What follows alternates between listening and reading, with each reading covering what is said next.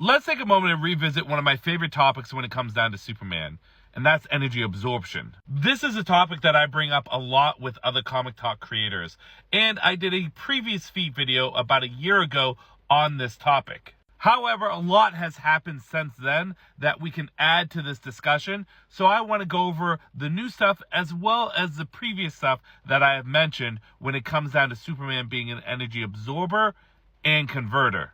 As we all know, Superman's cells are like batteries. They absorb solar energy and power him up.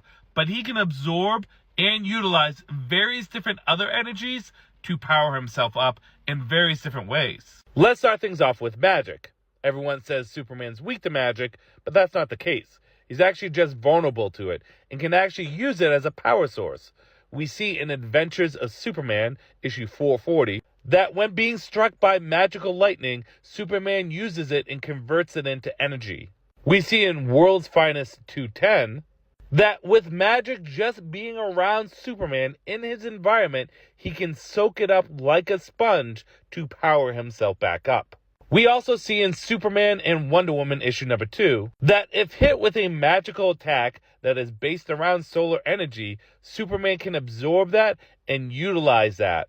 As you can see here, Apollo hits him with magical sunlight, which supercharges Superman. This theme of different kind of solar radiations can be seen in JLA issue number 41. When Superman grabs the Megadon device and Superman starts absorbing its negative solar energy, and he was able to absorb it with no ill effects, which ties into one of the most recent feats, which we see in Action Comics 1040, 1045, and the Superman Warworld Apocalypse special. We find out that Warworld is actually powered by an energy called Genesis. Genesis itself, we find out, is actually tied to the fourth world and is crystallized blood from one of the new gods. By simply interacting with a small amount of it, Superman's able to absorb it and use it to temporarily give him a little power. However, it's Ashley Natasha Irons who finds out how powerful this particular Genesis energy is, and she devises a plan to use it to power up many of the individuals on Warworld. Don't worry, people, we're getting there. She then takes the Genesis energy and she puts it in the Red Sun, which was being used to deplete Superman's power. By doing so, it converted the sun that is at the center of Warworld into a brand new energy source, which would be a white sun, in which Superman absorbs not only the white sun energy, but the Genesis energy that is tied to it.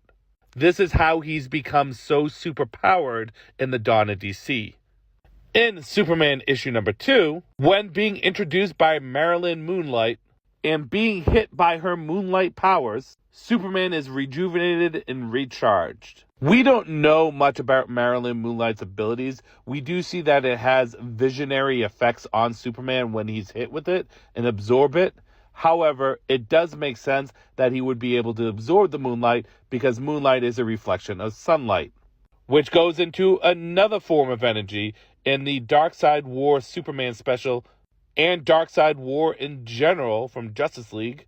We know that Superman is able to absorb the solar radiation from the fire pits of Apocalypse, which obviously supercharges him beyond his normal powers, but of course changes his personality. He's a lot more aggressive and has a whole lot less chill.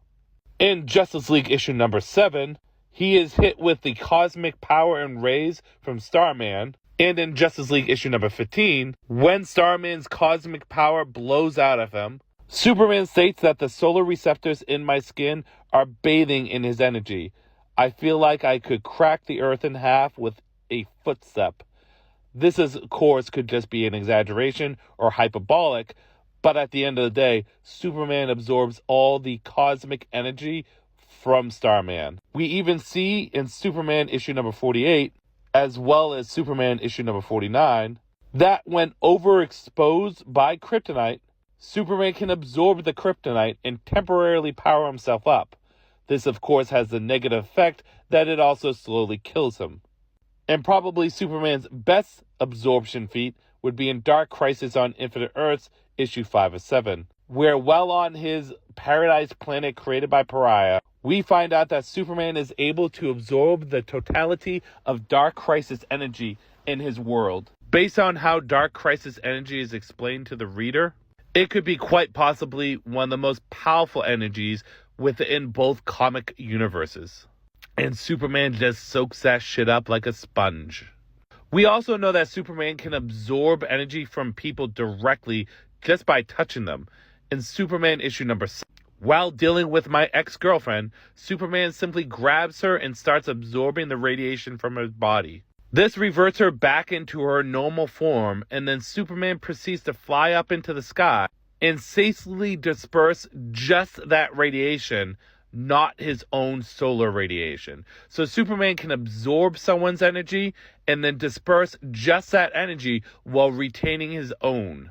We also find out what Superman passively can absorb in Superman Unchained issue number 2, in which, speaking to Batman, Batman says you pull in about 140 gigawatts of solar energy at any given moment. Now, this is Superman's passive energy absorption. This isn't like when he forces energy absorption or when he sunbathes up in space. This is just what he's passively absorbing day in and day out on a regular basis. Through a Google search, and if this is accurate, 140 gigawatts of solar energy is enough to power 25 million homes. But again, that was just Superman's passive energy absorption, just walking around every day. We find out in Justice League issue number 23 into issue number 25, and we all know this situation. Superman is trapped on a planet with no solar energy in sight. Superman tries to get off the planet and is eventually able to get into range of solar energy. He then flies through several suns, absorbing the energy of all of them in such a quick speed, powering himself up. This isn't him sunbathing. He's literally flying through all the suns and absorbing their energy as he flies by them.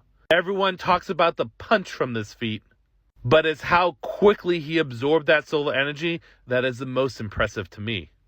So just to recap, Superman can absorb all different kinds of energies, whether it be variations on solar energy, whether it be magic, whether it be variations on different cosmic energies, dark crisis energies, as well as kryptonite itself. We also see Superman's passive energy absorption, as well as how quickly he can absorb energy when exposed to it. We also see that Superman can simply touch someone and absorb the energy from them, not necessarily solar radiation, but other kinds of radiation, and then he can disperse that energy at his choosing, and it be that specific energy, not his solar radiation. It is absolutely wild, all the various different stuff that Superman can absorb.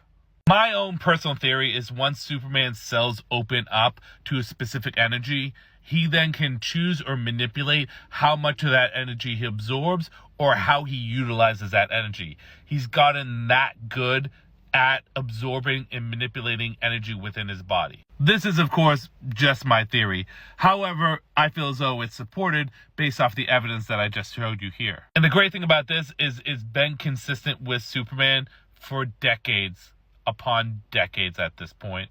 This is why, in my personal opinion, again, my opinion, Superman would be a menace to people that utilize various different power sources. It would be fascinating to see Superman fight the Hulk and see him absorbing the gamma radiation from the Hulk, indeed hulking himself out. We've seen that happen to people like Thor, who aren't as strong as an energy absorber as Superman. So it'd be interesting to see how that would happen with Superman. A hulked out Superman's a scary thing. The same process I use when he goes up against someone like Silver Surfer, in that the power cosmic is not that much different from the cosmic power that Starman has. And one could argue that the dark crisis energy that Superman absorbs is above the power cosmic. But when it comes to those cross-universe situations, that's just my opinion, and it's just based off all the information that I provided to you. I would, however, like to know yours. Comment, stitch, duet. I want to know.